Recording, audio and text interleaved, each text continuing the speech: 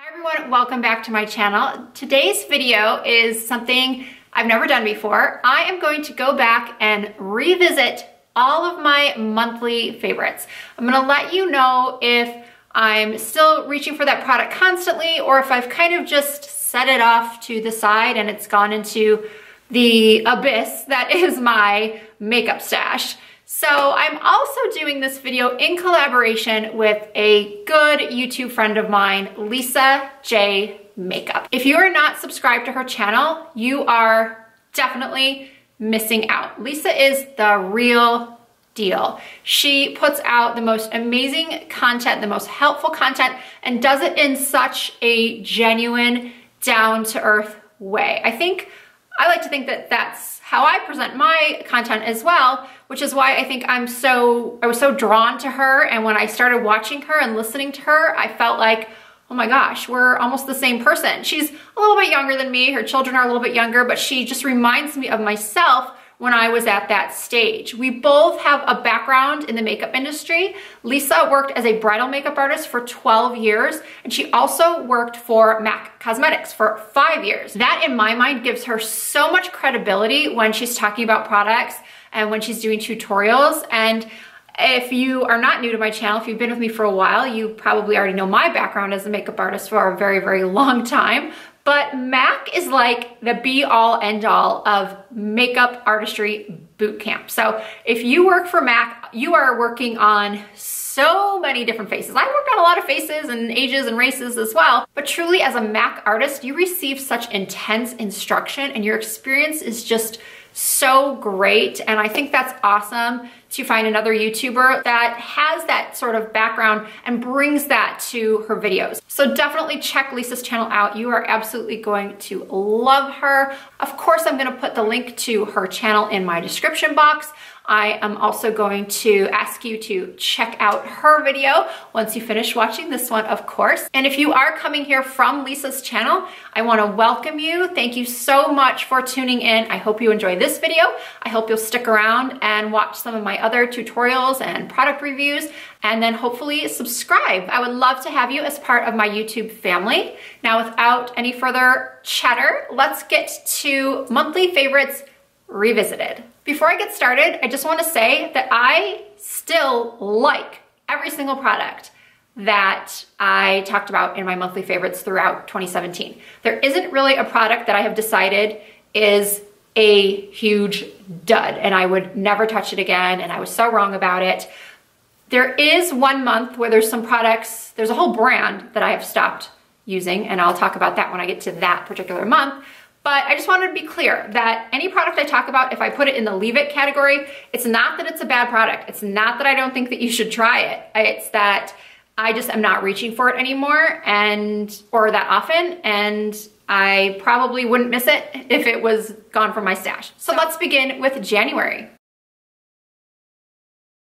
So one of the items from my January favorites that I'm still reaching for constantly are these Stila Magnificent Metals liquid eyeshadows. Now, I know shimmer and glitter isn't for everyone, but I still love to use it on occasion, you know, not every single day, but especially around holiday time or when I have a big event.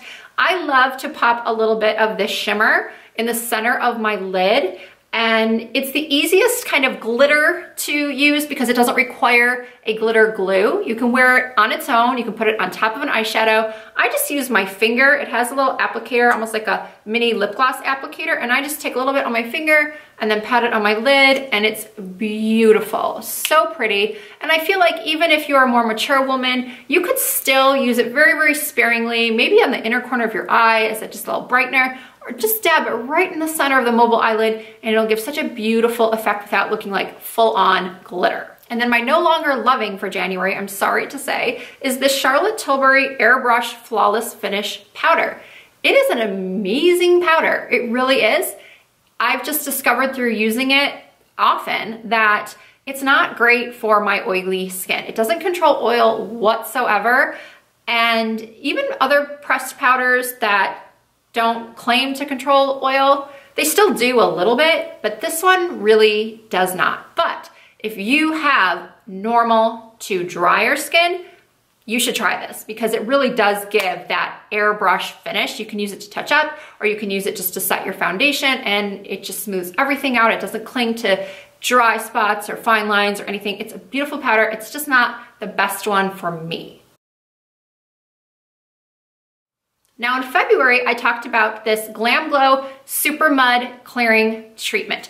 I have oily, acne-prone skin still, and this I use about once a week, and I feel like it just clarifies my pores, brightens my skin. If I have a breakout, it's gone.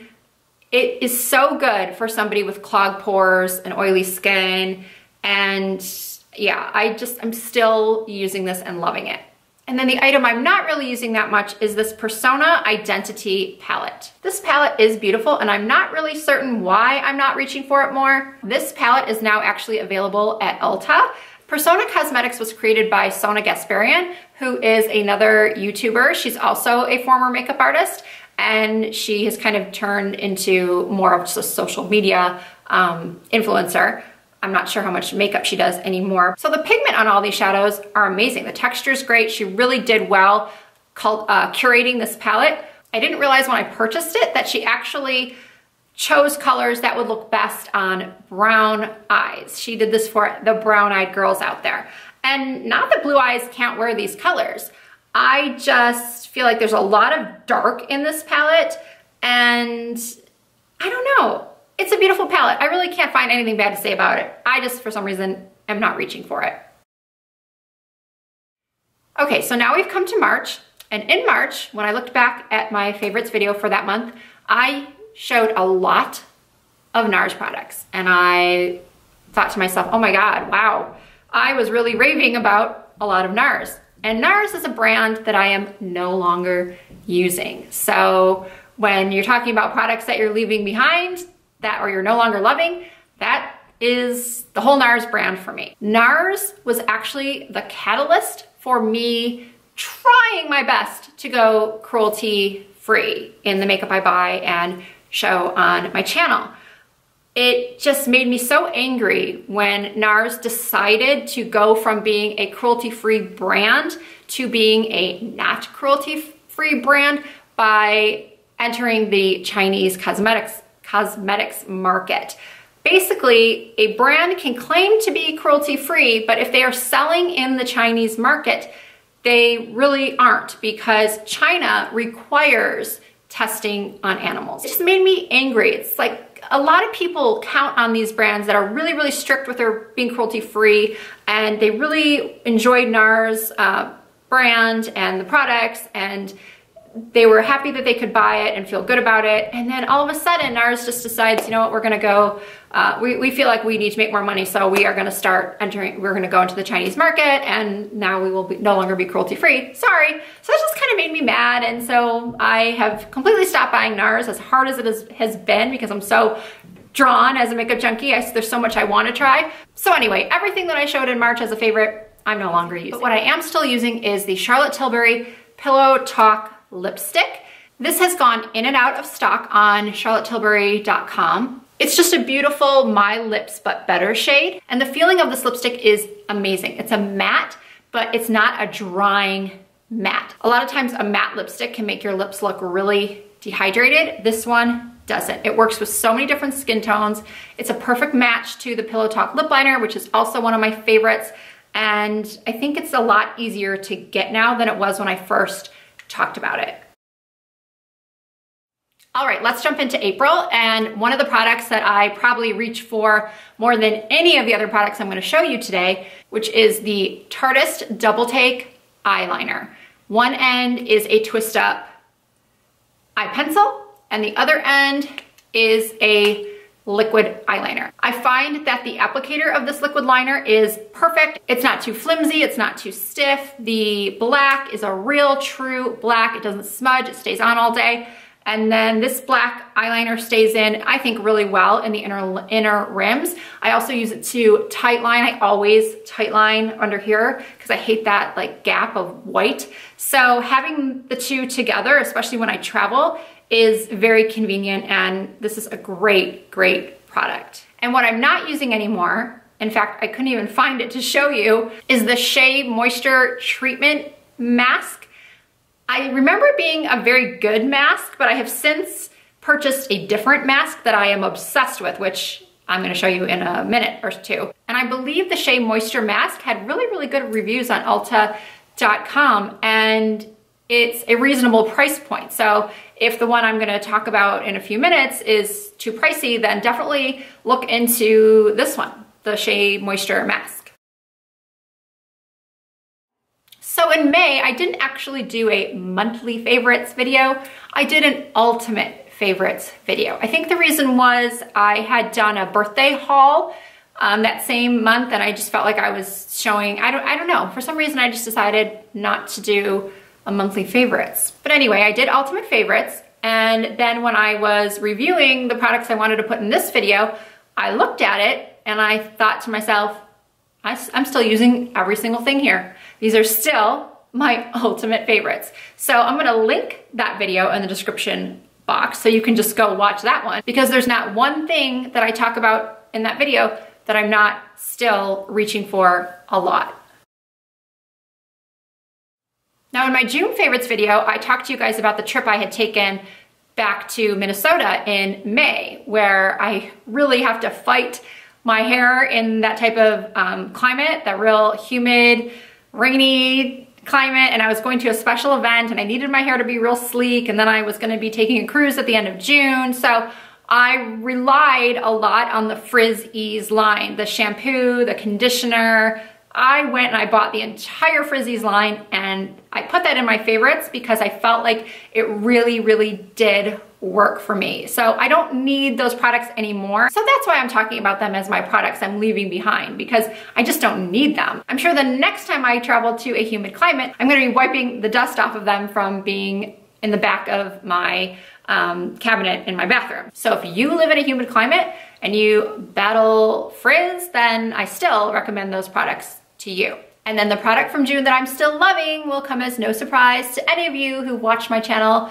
consistently. It is the Jouer Ultra Foil, Skinny Dipped Ultra Foil palette. I've shown this in so many videos. I've used it in I think at least 2 videos, and it's still my favorite shimmer palette of all time. The pigment is absolutely amazing in this.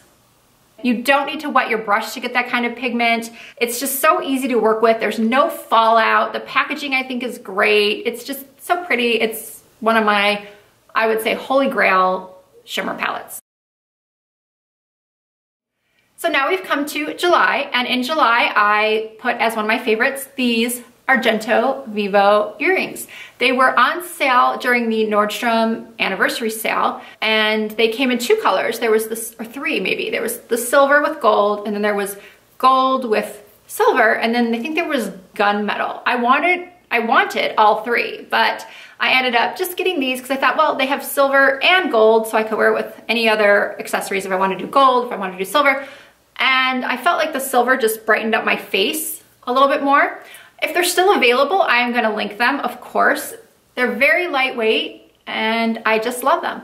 And because I didn't find anything else in my July favorites that I wasn't still reaching for a lot, I decided just to show you another product from that month that is still a favorite among favorites. And that is the wonderful deep conditioning mask from Madam CJ Walker. I've talked about this product quite a bit in other videos. I know I have, and this is the one that replaced the Shea Moisture Mask for me. I had gotten a sample of it in my Sephora Play box, and I was just crazy about the way it made my hair feel. So I went and I ordered the full size, and I still use this about once a week. So yeah, I use it about once a week, maybe every 2 weeks if I'm lazy.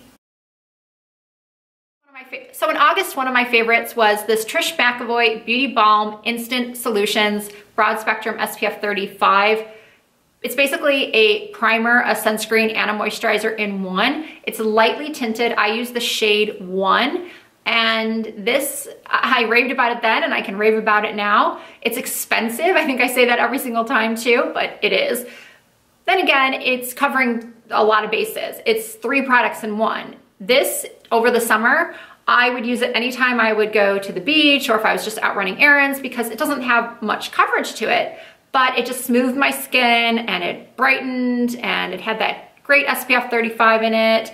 It controls oil, because a lot of BB creams are not good for oily skin. They make me feel just very like greasy, especially in the summertime. So I don't reach for this as often as I did, you know, in the summer months, but this is always going to be a staple in my makeup bag. It is just that good. And then for the product I'm leaving is this Dose of Colors Desi Katie Collection Mira May highlighter. It is a very pretty highlighter, but I really got caught up in the hype on this one. This whole collection, I bought everything.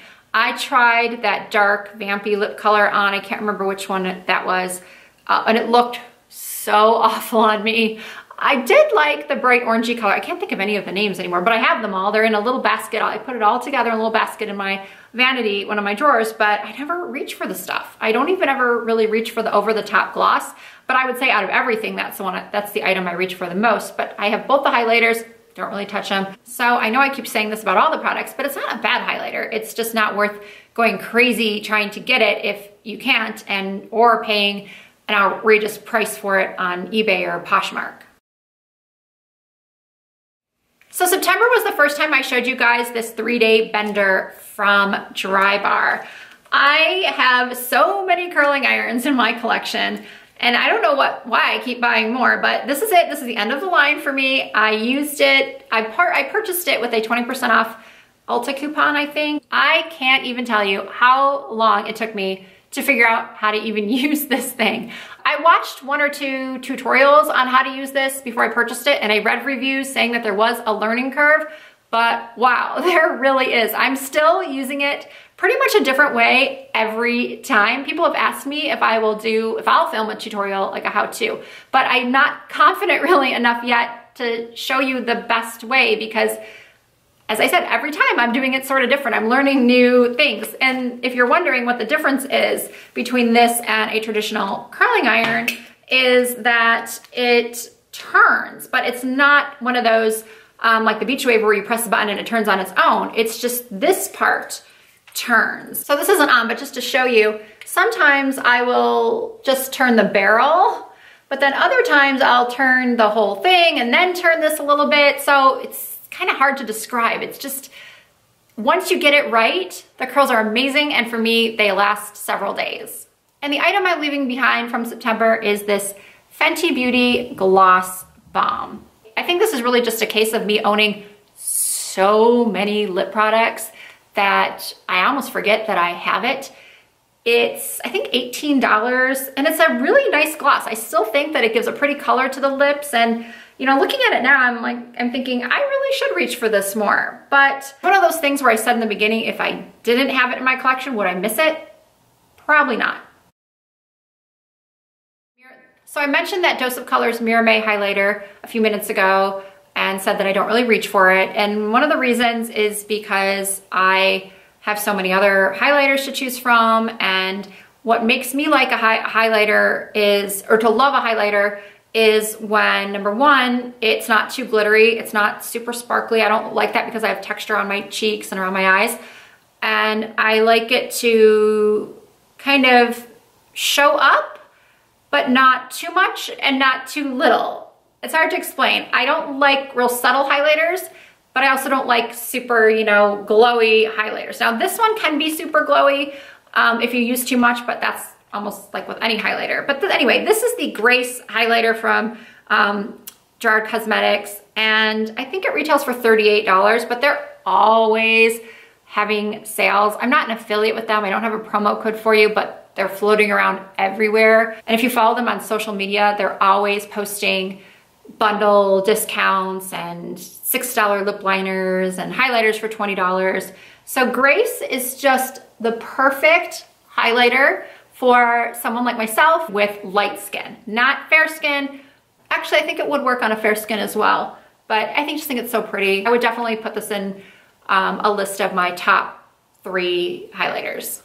And lastly, from October, the product that I am leaving is the Topic Colored Hair Thickener Dry Formula. Now, don't get me wrong, I think this is still a great product.